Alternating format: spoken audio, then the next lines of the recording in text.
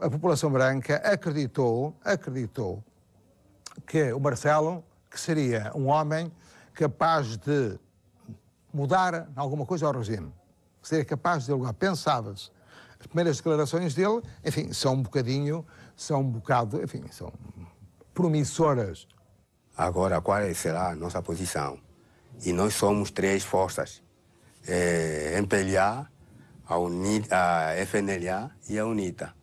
E o que o velho dizia, o doutor Sadim, dizia que não. Agora, no caso da mudança do regime em Portugal, então os portugueses só vão negociar com o MPLA, como seu amigo. Por isso nós temos que tomar uma posição. Quando ele foi para o poder, ele me enviou a todos os territórios ultramarinos, naquela altura, elementos da ala liberal. O Marcelo Caetano, lá como cá, de alguma maneira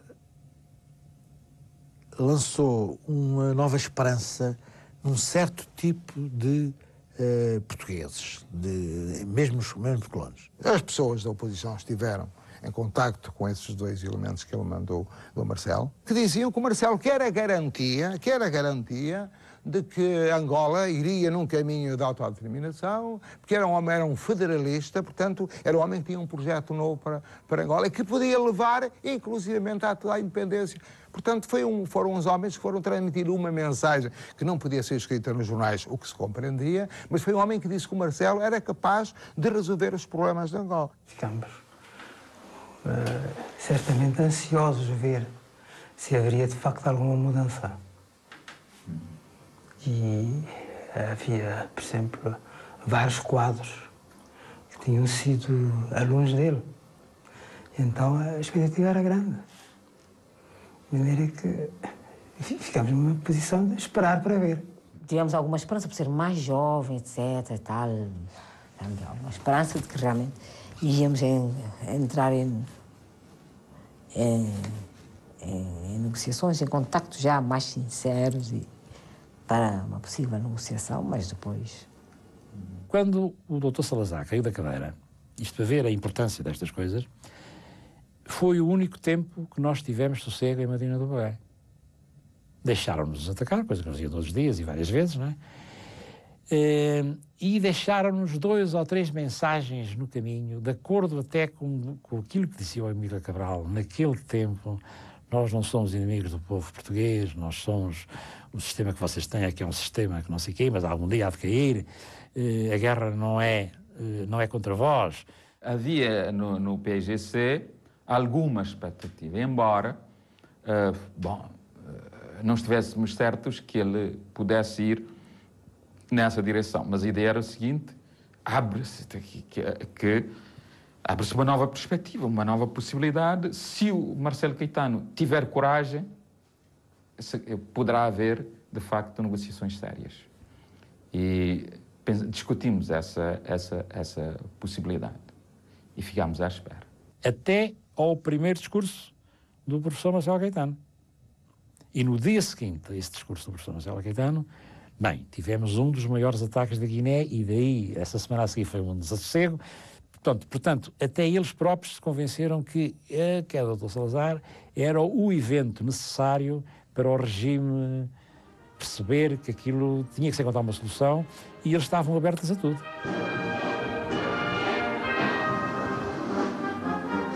A Guiné era já então o território onde os militares portugueses enfrentavam as maiores dificuldades.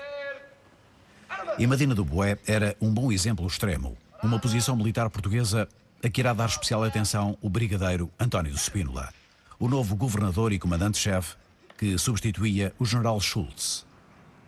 Convidado ainda por Salazar, Spínola terá explicado que a sua concepção da guerra já não era a que tinha em 1961, quando fora voluntário para combater em Angola. Quando o presidente do Conselho lhe disse: Sr. Brigadeiro, o senhor é um homem, enfim, um militar de grande categoria, muito desembaraçado, veja se me resolve aquilo da Guiné rapidamente, porque aquilo são os espertinhos que andam para lá a incomodar-nos. E o brigadeiro António Spínola contou-me a mim, disse: Sr. Presidente do Conselho, eu vou-lhe só dar aqui um exemplo para ver que não é assim tão fácil. Suponha que existe um palheiro cheio de palha que não arde. E o Sr. Presidente do Conselho dorme nesse palheiro. E há 2 pulgas que também habitam o palheiro. E essas pulgas, sistematicamente, todas as noites, não o deixam dormir, incomodam-no, picam-no. O senhor anda à procura delas, mas encontrar pulgas num palheiro é muito difícil. Portanto, nós enfrentamos uma guerra em que as pulgas é o adversário, o palheiro é o teatro de operações e nós somos o desgraçado do homem que não consegue dormir descansado. Ele disse, eu vou para a Guiné, mas para fazer uma política de autenticidade. Quer dizer, vou, de facto, tentar desenvolver aquele território e aquelas populações. Eu não sei depois quais são as consequências dessa política. Eu vou fazer isso. E, portanto, vou preparar as pessoas e alertá-las para as realidades, etc. E o Salazar disse, vá. Não lhe disse para fazer nada, disse, vá. E ele, com esse vá do Salazar, entendeu que estava autorizado a fazer essa tal política. Não há dúvida nenhuma que, não ardendo o palheiro, só há 2 hipóteses. Ou o homem abandona o palheiro, ou o homem vai conversar com as pulgas. O general Spínola, quando foi para a Guiné, nunca pensou na independência da Guiné, quer dizer, não era um defensor da concessão da independência. Nessa altura não era, com certeza. O objetivo claro e direto era derrotar o inimigo, era derrotar o PAIGC no caso concreto. Quando viu que de facto havia uma contradição entre o discurso oficial e a realidade, e quando se apercebeu que na Guiné a solução tinha que ser uma solução totalmente diferente da que poderia ser eventualmente em Angola, Moçambique, de que não era possível uma vitória militar, enverdou então, de facto, para a política do diálogo com o PAIGC, com vista a encontrar-se uma solução para a transição do território, para a autodeterminação. As preocupações políticas poderão ter surgido com o decurso do tempo e com o decurso do governo da Guiné. Em 68, objetivamente, mais do que o governador da Guiné, ele era fundamentalmente o comandante-chefe.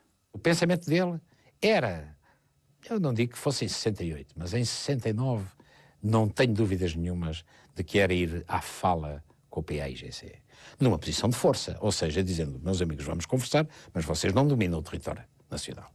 Quem domina somos nós, as populações estão connosco. Ele é um homem que, desde o princípio, disse e expressou que uma guerra subversiva nunca está ganha. E que não havia possibilidades de fazer a paz sem sentar à mesa aos 2 lados. E, portanto, que ele vai fazer, pede só para a gente não perder a guerra, entretanto. E lhe deem tempo para ele tentar negociar uma paz. Realmente, ele entra nesse caminho, mas ele é militar, a gente não pode esquecer isso. Portanto, ele foi sempre tentando ganhar militarmente. António de Spínola chega à Guiné em maio de 1968 com as suas ideias. Enquanto responsável máximo por toda a vida da colónia, vai mudar radicalmente os métodos do seu antecessor, impondo uma nova atitude face ao inimigo. Reorganiza e moraliza as tropas e, no centro da sua orientação, estabelece uma prioridade para o relacionamento com as populações. Viajando por todo o território, Spínola parece ter assente ideias num diagnóstico muito negativo da situação, que porventura já levava feito. Ele faz uma inspeção total da Guiné. Começa por pegar em meia dúzia de funcionários civis, um dos quais é o Palmeirinho, que era o secretário-geral, e manda-os para a metrópole. Criou-se nessa altura uma frase vital que era o par de patins. Então dizia assim, o general dá-te um par de patins, só paras em Lisboa. Portanto, ele deu um par de patins a vários civis e depois também deu uns quantos militares.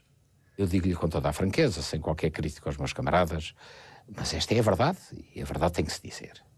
A maioria esmagadora eram bandos que estavam atrás do arame farpado à espera que o inimigo atacasse, para se defenderem. Havia muito pouca iniciativa. Com exceção, como lhe disse, dos paraquedistas e dos fuzileiros, que isso, de facto, esses nunca perderam o rumo. O general Spínola foi bastante duro na apreciação a determinados comandos, considerando que alguns poderiam não ter capacidade para o desempenho das suas missões e substituindo-os de uma maneira fácil, substituiu esses comandos. Alguns até mandou-os regressar à metrópole. Aconteceu frequentemente. A destituição, com os soldados todos formados em parada, a destituição de um comandante de batalhão, a quem é passado a guia de marcha. Primeiro sargento, passa a guia de marcha aqui ao comandante. Toma, avião, mete avião, Bissau, Lisboa.